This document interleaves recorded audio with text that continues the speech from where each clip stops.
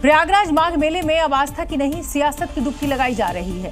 मौनी अमावस्या के बाद शुरू हुआ विवाद हर नए दिन के साथ बढ़ता जा रहा है। मामला अब धर्म और अधर्म तक पहुंच गया है और इसका चयन भी लोग अपने अपने हिसाब से कर रहे हैं। जो अभिमुक्तेश्वरानंद के साथ है वो प्रशासन पर अधर्म का आरोप लगा रहे हैं और जो उनके खिलाफ है वो उनके खिलाफ तर्क दे रहे हैं। इस बीच अखिलेश यादव ने बीजेपी पर अधर्म के रास्ते पर चलने का आरोप लगाया। ये अधर्म के रास्ते पर भारतीय जनता पार्टी चल रही है। पूजनीय शंकराचार्य जी का पूरा सम्मान होना चाहिए। वहीं अभिमुक्तेश्वरानंद के समर्थन में इस दौरान समाजवादी पार्टी के दफ्तर के बाहर पोस्टर भी लगाए गए हैं। आप तस्वीरें देख सकते हैं कि शंकराचार्य को लेकर ये पोस्टर लगाया गया है जिसमें शंकराचार्य का अपमान नहीं सहेगा हिंदुस्तान लिखा गया है। फिलहाल सपा दफ्तर के बाहर इस पोस्टर के बाद राजनीति और ज्यादा तेज हो गई है। इस दौरान बीजेपी ने संतों को सियासत न करने की सलाह दी। योगी जी के खिलाफ साजिश करने वाले या कोई भी ऐसे व्यक्ति हों तो जो सच्चा होता है, जो अच्छा होता है, वो भगवान को भी प्रिय होता है और भगवान की जनता को भी प्रिय होता है। अभिमुक्तेश्वरानंद पर यूपी की सियासत अब धर्म और अधर्म के बीच डोल रही है। प्रयागराज में जहां एक तरफ अभिमुक्तेश्वरानंद ने योगी सरकार के खिलाफ मोर्चा खोल दिया है तो वहीं दूसरी ओर मुख्यमंत्री योगी आदित्यनाथ अपने ही तरीके से बेहद ही साफ लफ्जों में जवाब देते नजर आ रहे हैं और बिना नाम लिए ही अभिमुक्तेश्वरानंद पर निशाना साधा। साथ ही ऐसे लोगों से सावधान रहने की भी सलाह दी। कोई धर्म के खिलाफ आचरण करता है क्योंकि ऐसे तमाम कालनेमी होंगे जो धर्म की आड़ में सनातन धर्म को कमजोर करने की साजिश रच रहे होंगे। हमें उनसे सावधान होना होगा। 27 के चुनावी चक्रव्यूह में अब मामला बदलता दिख रहा है। जिस सियासी धर्म रथ पर सवार होकर बीजेपी जीत वाली हैट्रिक लगाने की मंशा पाले हुए है, अब अभिमुक्तेश्वरानंद उसे धर्म रथ पर सवार होकर विपक्ष के लिए सियासी पिच तैयार करते नजर आ रहे हैं। सियासी गोलेबंदी में अब योगी ने भी सीधे मुकाबला करने की चुनौती दे डाली है। एक तरफ जहां प्रयागराज में अभिमुक्तेश्वरानंद ने योगी सरकार के खिलाफ मोर्चा खोल रखा है तो वहीं दूसरी तरफ अब कई साधु संत मुख्यमंत्री योगी के समर्थन में नजर आ रहे हैं और इसे चुनावी साजिश करार दे रहे हैं। आने वाला चुनाव है और चुनाव में कैसे हम सनातन का जो नाव है उसको डुबाने का प्रयास करें, परंतु मैं जवाब देना चाहता हूँ सनातन की नैया नहीं डूबेगी। हमारे जो राष्ट्र के धर्म राष्ट्र के रक्षक हैं योगी जी और मोदी जी, इन लोगों को साधुवाद है। इन लोगों को आप शब्द नहीं बोलना चाहिए। स्वामी जी को थोड़ा सा समझना चाहिए। ये शंकराचार्य संत का मतलब है सबको माफ करना। आज नहीं कल माफ कर देंगे, वो सब चलते रहता है। सब बहुत सारे लोग ये आस्था की डुबकी लगाने आते हैं तो कहीं देखिए भगदड़ हो जाएगा, कितना बड़ी घटना हो जाएगी तो फिर उसका जिम्मेवारी कौन लेगा। प्रयागराज में अभिमुक्तेश्वरानंद और माघ मेला प्रशासन के बीच टकराव लगातार बढ़ता जा रहा है। 48 घंटे के अंदर प्रशासन ने अभिमुक्तेश्वरानंद को दूसरा नोटिस भेज दिया है और इसमें मौनी अमावस्या के दिन बैरियर तोड़ने और जबरन भीड़ में बग्घी घुसाने को लेकर सवाल पूछे गए हैं। पूछा गया है कि क्यों ना आपको हमेशा के लिए माघ मेले से बैन कर दिया जाए। नोटिस में कहा गया है अगर 24 घंटे के भीतर संतोषजनक जवाब नहीं मिलता है तो संस्था को दी गई जमीन और सुविधाएं वापस ले लेंगे। वहीं दूसरे नोटिस का अभिमुक्तेश्वरानंद की तरफ से जवाब भी दिया गया है। सवाल किया गया है कि मौनी अमावस्या के दिन आपने बैरियर तोड़ा। जवाब में कहा गया कि कुछ अफसरों ने जानबूझकर अव्यवस्था पैदा की है। सवाल, सुप्रीम कोर्ट ने आपके शंकराचार्य होने पर रोक लगाई है। जवाब में कहा गया कि आप जैसे अधिकारी इस पर बात ना करे तो ही अच्छा है। अभिमुक्तेश्वरानंद के बयान के जवाब के बाद लगता है ये मामला और बढ़ने वाला है। हाँ ठीक है, युद्ध होता है तो बाणों की बौछार होती है, तो समझ लो कि बाणों की बौछार हो रही है उधर से, एक के बाद एक। हम लोग भी जवाब दे रहे हैं। तो वहीं ये मामला फिलहाल शांत होता हुआ नजर नहीं आ रहा है। नोएडा में इंजीनियर युवराज की मौत के 5 दिन बीत चुके हैं। एसआईटी की जांच जारी है, ताबड़तोड़ एक्शन चल रहा है। मुख्यमंत्री योगी आदित्यनाथ एक एक बात को नजर उस पर रखे हुए हैं, लेकिन विपक्ष लगातार सरकार से सवाल पूछ रहा है कि आखिर युवराज की जान क्यों नहीं बचाई जा सकी। सरकार के तमाम विभाग और संसाधन किस काम के हैं? अखिलेश यादव ने कहा कि अगर सिस्टम सही होता तो युवराज आज जिंदा होता। सरकार और तमाम सरकार के जो विभाग हैं वो आखिरकार उसकी जान क्यों नहीं बचा पाए? और उस समय जब अधिकारी और तमाम लोग पहुंच गए थे, सुनने में आ रहा है कि ठंडा पानी होने के कारण कोई आगे नहीं बढ़ा। विपक्ष नहीं, नेशनल ग्रीन ट्रिब्यूनल ने भी माना कि अथॉरिटी की ओर से लापरवाही हुई है। हालांकि प्रशासन अब एक्शन में है। 5 बिल्डर के खिलाफ FIR दर्ज हुई है। आज 2 को गिरफ्तार भी किया गया है। इसके पहले बिल्डर अभय कुमार को गिरफ्तार किया गया था। 2 बिल्डर अभी फरार है जिनकी तलाश में छापेमारी की जा रही है। युवराज की मौत ने हर किसी को झकझोर कर रख दिया है। जैसे जैसे जांच आगे बढ़ रही है वैसे वैसे लापरवाही के मामले उजागर हो रहे हैं। उम्मीद है सीएम योगी जल्द सारे ढीले कल पुर्जे को टाइट करेंगे ताकि आगे से ऐसी कोई घटना न हो। नोएडा के सेक्टर 150 में सॉफ्टवेयर इंजीनियर युवराज की मौत से पहले का एक वीडियो सामने आया है। वीडियो में युवराज अपनी गाड़ी के ऊपर मोबाइल की फ्लैश लाइट जलाकर बैठा हुआ दिखाई दे रहा है। वीडियो में उसके पिता बाहर से उसे हिम्मत रखने और एक और गाड़ी मंगाने की बात कहते सुनाई दे रहे हैं। बेटा रुक जाओ, एक गाड़ी और मैंने मंगाई है, शांत रहना, उसी जगह पे रहना, ठीक है? और बेटे का हौसला बढ़ा रहे हैं, आखिरी सांस तक लड़ने की हिम्मत दे रहे हैं। ये वीडियो उसी दिन का बताया जा रहा है जिस दिन ये घटना हुई थी। वीडियो में दमकल विभाग के कर्मचारी पानी में उतरने की कोशिश करते दिखाई दे रहे हैं। एक दमकल कर्मी नीचे उतरता भी है लेकिन बाद में ऊपर खींचने को कहता है।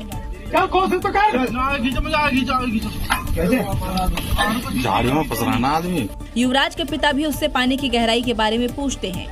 युवराज के पिता उसे लगातार हिम्मत रखने के लिए कहते हैं और भरोसा देते हैं कि एक और गाड़ी मंगा रहे हैं।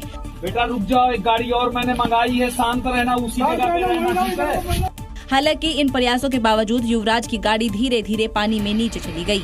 गाड़ी के साथ युवराज भी डूब गया जिससे उसकी मौत हो गई और सिस्टम का अंधापन उजागर हो गया। खबर महाराष्ट्र से है जहां बीएमसी मेयर को लेकर सस्पेंस बरकरार है। आज राज्य की 29 महानगर पालिकाओं के लिए मेयर पद के आरक्षण की आधिकारिक घोषणा कर दी गई है, लेकिन बीएमसी के मेयर को लेकर अभी तक फैसला नहीं हो पाया है और खबर यह है कि अब इसका फैसला दिल्ली से होगा, क्योंकि अब तक महायुति में मेयर को लेकर आम राय नहीं बन पाई है। खबर है कि शिवसेना प्रमुख एकनाथ शिंदे अगले 1 साल तक शिवसेना का मेयर बनाने की मांग कर रहे हैं और मेयर पर तनातनी खत्म करने के लिए शिवसेना के नेता जल्द अमित शाह से मिलेंगे। इस मुद्दे पर बीजेपी शिवसेना के बीच दिल्ली से लेकर स्विट्जरलैंड के दावोस तक बातचीत चल रही है, क्योंकि सीएम दावोस गए हैं। मुंबई नगर निगम की 227 सीटों में से बीजेपी ने 89 और उसकी सहयोगी शिंदे की शिवसेना ने 29 पार्षद सीटों पर जीत दर्ज की है। इस तरह से बीजेपी शिवसेना के पास राज्य के कुल 227 में से 118 पार्षद है, जो कि बहुमत के 114 से 4 पार्षद ज्यादा है। अब दोनों दल आपसी सहमति से मेयर चुन सकते हैं। मुंबई की मेयर कोई महिला ही बनेगी, लेकिन किस पार्टी से वो महिला होगी ये अब तक तय नहीं हो पाया है। महाराष्ट्र की राजनीति में मुब्रा एक बार फिर सियासत का केंद्र बनता जा रहा है। बीएमसी और निकाय चुनावों के नतीजों के बाद अब एमआईएम नेताओं के बोल राजनीति की मर्यादा लांघते नजर आ रहे हैं। खुले मंच पर असदुद्दीन ओवैसी के नेता नफरती भाषा बोल रहे हैं। अब एआईएम नेता यूनुस शेख का एक वीडियो सामने आया है जिसमें वो खुलेआम एनसीपी नेता जितेंद्र आवाड को धमकाते दिख रहे हैं। अब जरा यूनुस शेख के पीछे खड़ी इन मोहतरमा पर भी गौर करिए, जो खुद अपने एक बयान को लेकर विवादों में है। इससे पहले सहर शेख मुमरा को हरे रंग में रंगने की बात भी कह चुकी है। अब एक तरफ धमकियां, दूसरी तरफ रंग बदलने के दावे, लेकिन सवाल ये है कि ओवैसी की टीम में और कितने नफरती बाकी हैं। अब बात मुख्यमंत्री योगी आदित्यनाथ के संदेश की करेंगे। सीएम योगी आज हरियाणा के सोनीपत में थे, जहां वो नागे बाबा मंदिर में आयोजित प्राण प्रतिष्ठा कार्यक्रम में शामिल होने पहुंचे थे। इस दौरान उन्होंने यहां से सनातन का संदेश दिया और कुछ चुनौतियों को लेकर आगाह भी किया और कहा कि भारत और सनातन धर्म एक दूसरे के पूरक हैं। भारत का हित सुरक्षित रहने से ही सनातन धर्म मजबूत होगा। भारत का हित होगा तो सनातन धर्म का हित होगा और सनातन धर्म का हित होगा तो भारत का हित होगा। दोनों अलग अलग करके नहीं देखे जा सकते। सीएम योगी ने लोगों को सनातन के सामने आ रही चुनौतियों के प्रति आगाह भी किया। इसके लिए केरल का उदाहरण दिया। केरल के अंदर 2009 में वहां की माननीय उच्च न्यायालय ने कहा था कि लव जिहाद केरल जैसे राज्य को इस्लामिक राज्य बनाने की साजिश का हिस्सा है। आज जब मैं देख रहा हूं देश के अंदर तमाम राज्यों में षड्यंत्र बड़े पैमाने पे हो रहे हैं। सीएम योगी लव जिहाद, धर्मांतरण जैसी साजिशों के अक्सर लोगों को सतर्क करते रहते हैं और उत्तर प्रदेश में ऐसा करने वालों को कड़ा सबक भी सिखाते हैं। पंजाब में मुख्यमंत्री स्वास्थ्य बीमा योजना शुरू कर दी गई है। वहां की सरकार ने घोषणा की है कि प्रदेश में हर परिवार को 10 लाख रुपए तक का मुफ्त इलाज मिलेगा और इस योजना से करीब 65 लाख परिवारों के 3 करोड़ लोगों को फायदा होगा। पंजाब के लोगों को 10 लाख रुपए तक का फ्री इलाज देने की घोषणा आम आदमी पार्टी के सुप्रीमो अरविंद केजरीवाल और पंजाब के मुख्यमंत्री भगवंत सिंह मान ने मोहाली में की है। आज एक ऐसी स्कीम लागू की जा रही है, वहाँ हमारा गरीब से गरीब किसान और मजदूर और रिक्शे वाला गरीब से गरीब आदमी जाके इलाज करा सकता है। सीएम भगवंत मान ने इलाज की जिम्मेदारी सरकार की बताई है। आधार कार्ड ले जे जेड़ा भी उन्होंने कोई बीमारी है, अस्पताल की जिम्मेवारी है कि उन्होंने ठीक ठाक करके भेजना। वो जिद्दों मर्जी आ जाए, कोई पैसा नहीं, हिसाब किताब सारा सरकार करूगी। इसमें ना ही एज लिमिट है और ना ही प्राइवेट और सरकारी अस्पताल का झंझट, बस पंजाब के आधार कार्ड की जरूरत होगी। लेकिन सवाल ये भी है कि क्या ये सिर्फ सेहत की योजना है, क्योंकि केजरीवाल और मान का मंच साझा करना इतनी बड़ी योजना का ऐलान कहीं न कहीं इशारा करता है कि आम आदमी पार्टी वोट बैंक को इलाज के भरोसे साधने की कोशिश कर रही है। देखना यह होगा कि 10 लाख का फ्री इलाज 27 में आपको कितना सियासी फायदा दिलाता है। 1984 के सिख विरोधी दंगों से जुड़े एक मामले में सज्जन कुमार को दिल्ली की राउज एवेन्यू कोर्ट से आज राहत मिल गई है। कोर्ट ने जनकपुरी विकासपुरी हिंसा मामले में सज्जन कुमार को बरी कर दिया है। कोर्ट में मौजूद पीड़ित परिवार इस फैसले को सुनकर काफी रोते हुए नजर आए। एक तरफ कोई भी आरोप साबित नहीं होने पर सज्जन सिंह मामले में बरी हो गए, तो वहीं दूसरी ओर पीड़ित ये फैसला सुनकर अपने आंसुओं को रोक नहीं सके। जिस मामले में सज्जन कुमार को राहत मिली है वो दिल्ली के जनकपुरी और विकासपुरी इलाके में हुई हिंसा को लेकर था, जहां 2 सिखों की हत्या और एक को जिंदा जलाया गया था। 2015 में एसआईटी ने सज्जन कुमार के खिलाफ 2 FIR दर्ज की थी। कोर्ट ने उन्हें बरी किया है तो कोई भी इल्जाम साबित नहीं हुआ। तो वहीं सज्जन कुमार के बरी होने से पीड़ितों का दर्द भी छलक उठा। इंसाफ के लिए तरसना, पर ये इंसाफ होता है जो कत्ल करे और उसको बरी कर दो, ये इंसाफ है, बेइंसाफ है। हालांकि इन मामलों में बरी होने के बाद भी सज्जन कुमार जेल में ही रहेंगे। उन्हें 2 अलग-अलग मामलों में पहले ही उम्र कैद की सजा मिली हुई है। उत्तर प्रदेश के मुरादाबाद से एक रोंगटे खड़े कर देने वाली वारदात सामने आई है। यहाँ अलग अलग धर्म के प्रेमी जोड़े को बेरहमी से मौत के घाट उतार दिया गया। पुलिस ने जब मामले की जांच की तो ये खौफनाक खुलासा हुआ, क्योंकि अरमान और काजल की हत्या एक हॉरर किलिंग थी और इन दोनों की बेरहमी से हत्या करने वाला और कोई नहीं, काजल का परिवार था। अरमान सऊदी अरब में काम करता था। उसकी नजदीकियां पड़ोस में रहने वाली काजल के साथ बढ़ गई, तो वहीं दोनों के रिश्तों की भनक लगते ही काजल के परिवार ने यह खौफनाक कदम उठाया। बताया ये भी जा रहा है कि काजल के भाइयों ने पहले अरमान और काजल के हाथ पैर बांधे ताकि वो विरोध नहीं कर सके। इसके बाद धारदार फावड़े से वार करके दोनों को मौत के घाट उतार दिया। सबूत मिटाने के लिए दोनों की लाश को पास के ही एक गड्ढे में दबा दिया। युवती के भाइयों के द्वारा दोनों की हत्या कर दी गई है और उसके भाइयों से जब पूछताछ की गई तो उनकी निशानदेही पर दोनों के शवों को बरामद किया गया। मामले का खुलासा तब हुआ जब अरमान की गुमशुदगी के मामले में जांच करते हुए वो काजल के परिवार तक पहुंची। सख्ती से पूछताछ में काजल के भाइयों ने अपने गुनाह को कबूल कर लिया। उत्तर प्रदेश में बुलडोजर कार्रवाई से कोई नहीं बचता, चाहे वो माफिया हो या फिर मंत्री। अवैध निर्माण है तो उत्तर प्रदेश में बचना मुश्किल ही नहीं, नामुमकिन है।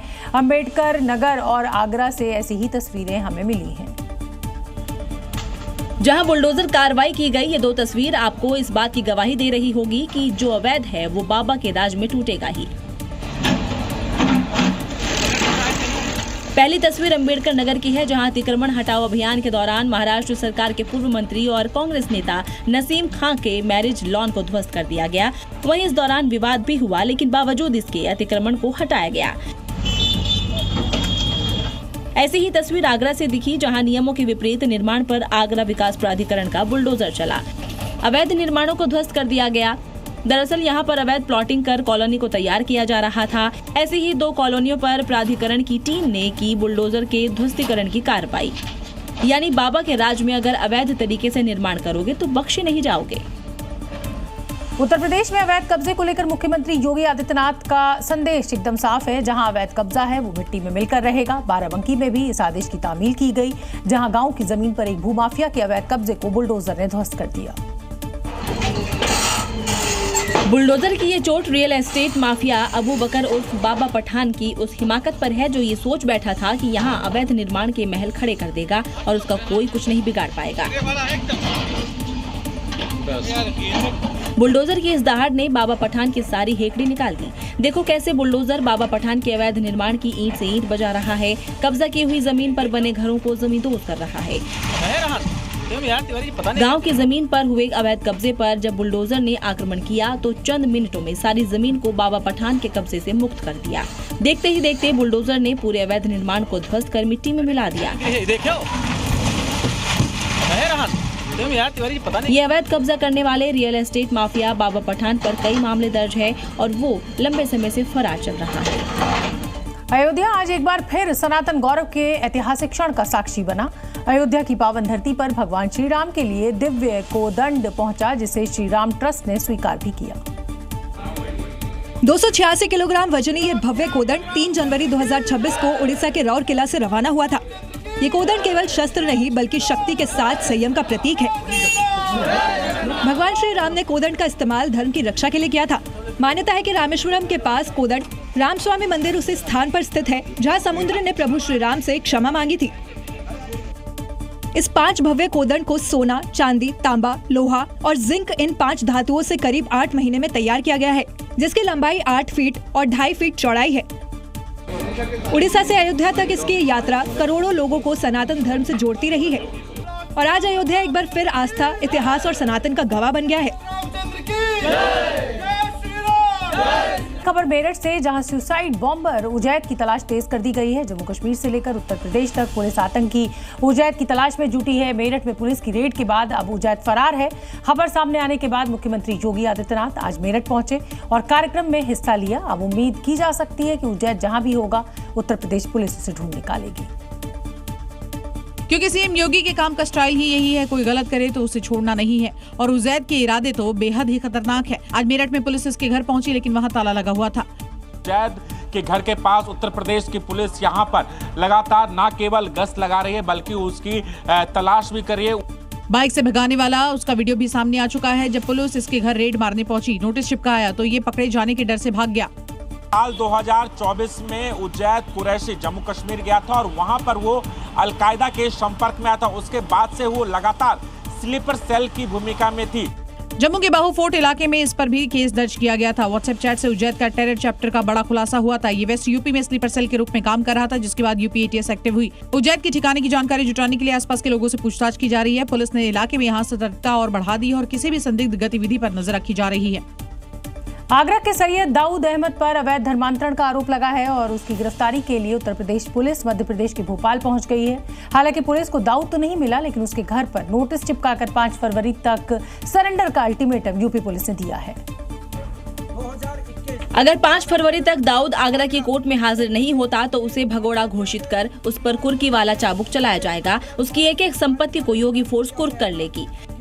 न्यायालय को यह विश्वास हो गया है कि अभियुक्त फरार है अथवा स्वयं को छिपाए हुए है। अभियुक्त को आदेशित किया जाता है कि वह दिनांक 5 फरवरी 2026 को समय 11 बजे माननीय न्यायालय श्रीमान मुख्य न्यायिक मजिस्ट्रेट आगरा के समक्ष उपस्थित हो।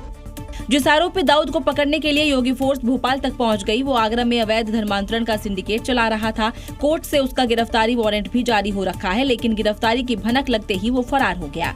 भोपाल में दाऊद के घर के बाहर लाउड हो रही योगी फोर्स के एक्शन से साफ है, अपराधी कहीं भी छिप जाएं, योगी की पुलिस उन्हें पाताल लोक से भी ढूंढ निकालेगी। 26 जनवरी को दिल्ली की सड़कों पर अब पुलिस सिर्फ वर्दी और हथियारों के भरोसे नहीं दिखेगी, बल्कि दिल्ली पुलिस के पास अब एक ऐसा हथियार होगा जो गणतंत्र दिवस की परेड पर मंडराते किसी अनजान खतरे को सामने से गुजरते ही ढेर कर देगा।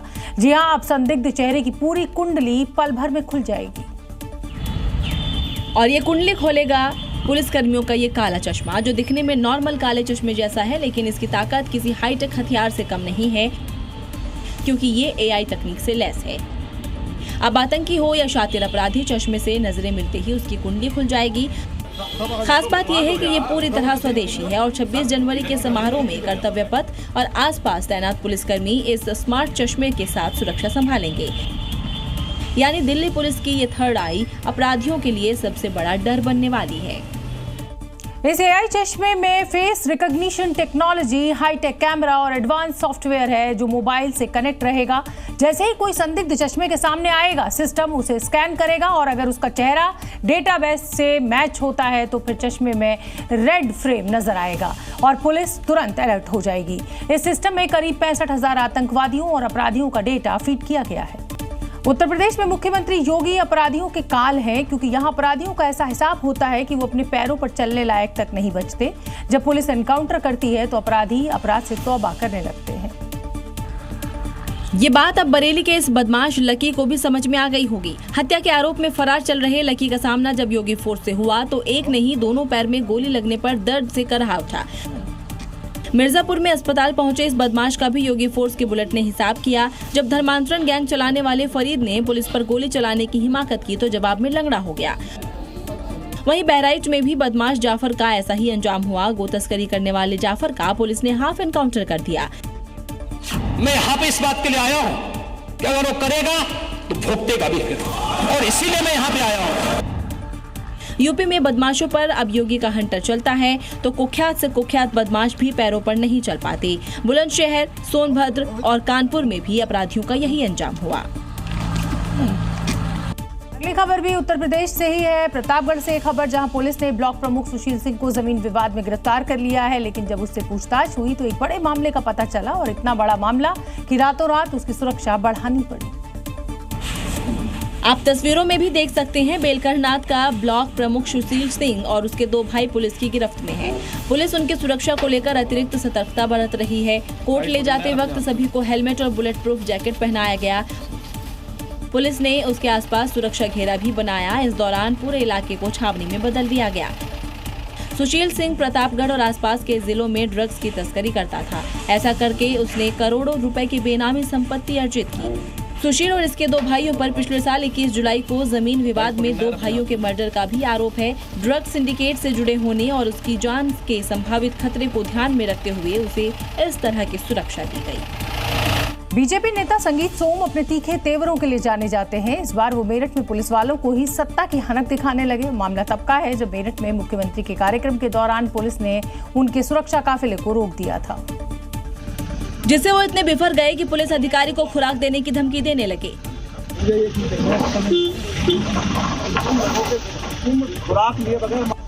सुना आपने, सत्ता की हनक ऐसी कि ड्यूटी कर रहे पुलिस अधिकारी को ही तेवर दिखा रहे हैं। संगीत सोम पुलिस अधिकारी को ये कौन सी खुराक देने की बात कर रहे हैं?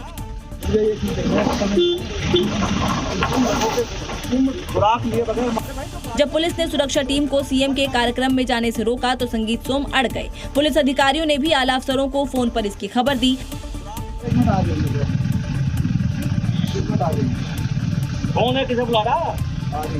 हालांकि पुलिस के रोके जाने के बावजूद संगीत सोम की सुरक्षा टीम पैदल ही आगे बढ़ गई।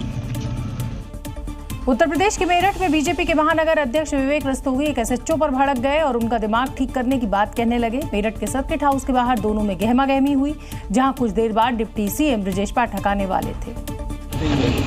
जैसे ही एसएचओ ने पार्टी कार्यकर्ताओं को हॉल के बाहर निकाला, महानगर अध्यक्ष विवेक रस्तोगी का गुस्सा 7वें आसमान पर पहुंच गया। बता रहा हूं, बिल्कुल ठीक हो जाओ तुम। कार्यकर्ता की बेइज्जती बर्दाश्त नहीं है। अंदर बैठे हुए थे भैया, उनको बाहर चलो, सब बाहर चलो, बाहर बैठेंगे आप मैदान में। यही करेगा, यही रहेगा। डिप्टी सीएम की सुरक्षा के लिहाज से एसएचओ सिर्फ अपनी ड्यूटी कर रहे थे, लेकिन विवेक रस्तोगी को ये पार्टी कार्यकर्ताओं की बेइज्जती लगी और नाराजगी दिखाते हुए वो खुद ही हॉल से बाहर आ गए। हंगामा बढ़ने लगा तो सिविल लाइन के सीओ अभिषेक तिवारी फौरन मौके पर पहुंचे और बातचीत से मामला शांत करवाया। नेताजी को कार्यकर्ताओं की बेइज्जती बर्दाश्त नहीं है, लेकिन वर्दी की बेइज्जती वो लगातार करते रहे। आगे बढ़ेंगे। उत्तर प्रदेश के अमरोहा में सहकारी बैंक चुनाव के दौरान बवाल मच गया। नामांकन रद्द होने पर समाजवादी पार्टी के उम्मीदवार चंद्रपाल सैनी तहसीलदार पर भड़क गए और उन्हें सबक सिखाने की बात करने लगे। पहले तो समाजवादी पार्टी के नेता तहसीलदार को कोर्ट ले जाने की बात कह रहे थे। नेताजी ने बदतमीजी का लेवल और ऊपर करते हुए पूछने लगे कि कितने में बिके।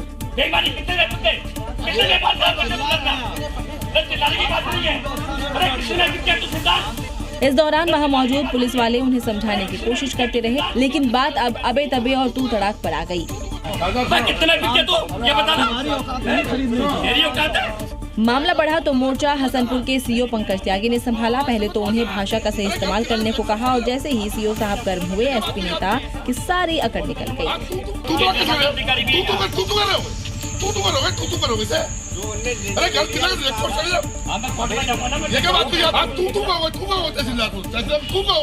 दरअसल ये मामला समाजवादी पार्टी के नेता के नामांकन रद्द होने से भड़का था। तेलंगाना के सरकारी सिस्टम में छिपी भ्रष्टाचार की परतें एक एक कर खुलती जा रही हैं। अब तेलंगाना में एंटी करप्शन ब्यूरो की कार्रवाई ने एक बड़े अफसर की काली कमाई को बेनकाब कर दिया है।